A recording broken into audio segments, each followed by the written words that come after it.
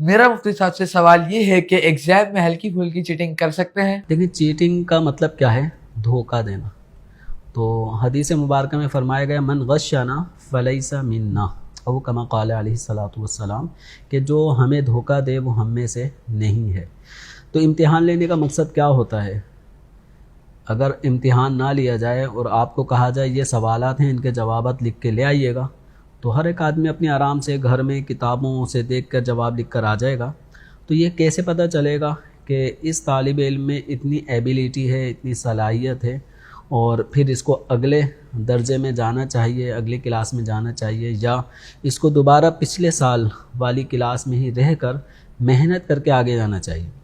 तो इम्तिहान का मकसद ही जजमेंट है, और इसके लिए आपने जो सीखा वो क्या सीखा, कितना सीखा, ये कैसे जज होगा? तो ये इम्तिहान के ज़रिए ही होगा। तो अगर कोई चीटिंग करेगा तो इसका नतीजा क्या निकलेगा कि जब चेकर है उसने तो लिखे हुए ही को चेक करना है कि इस क्वेश्चन का क्या आंसर है, और वो आंसर अगर जवाबी शीट में लिखा हुआ पाएगा तो वो चेक कर देगा, नंबर दे देगा। तो इस तरह से दुरुस्त तरीके से इंसाफ नहीं हो पाएगा। तो ये धोखा है, और धोखा देना इस्लाम में जायज़ नहीं है।